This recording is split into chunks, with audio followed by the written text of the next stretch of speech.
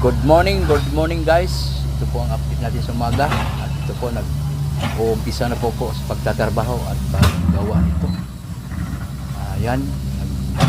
Ano ko muna na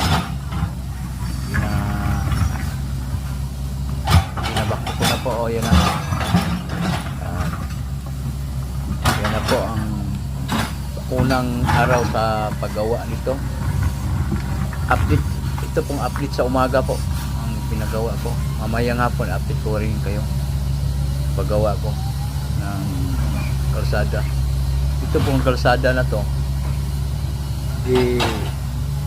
ano to, farm to market road.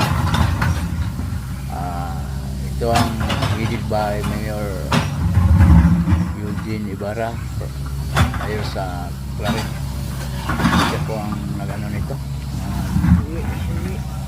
ihang administrasyon sa kanyang administrasyon ngayon yan, itong ginagawa ko. At papasalamat ang mga tao dito kasi hindi lang i-open to, kundi sisimintuhin to. Pagkatapos nito sisimintuhin to, hindi lang i-open road to, kundi sisimintuhin pa ang aming mayor.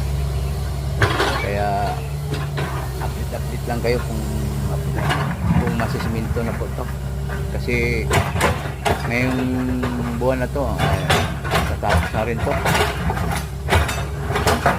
Kami nagpapasalamat din kasi mayroong kalsada ang mga tao at hindi na mahirapan sila pag motor o kasi kalabaw lang dumadaan dito saka mga tao. Pero ngayon pati yung truck nga, kasi sisimintuhin talaga ni Mayor itong kalsada to. Ayan, itong araw na to i-update ko kayo kung anong ginagawa namin hanggang maghapon. I-update ko kayo.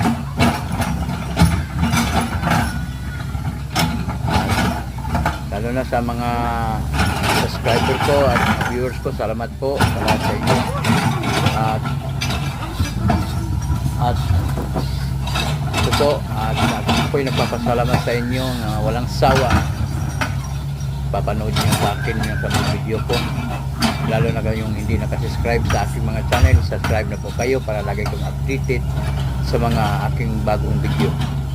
Salamat po. God bless to all. Bye bye.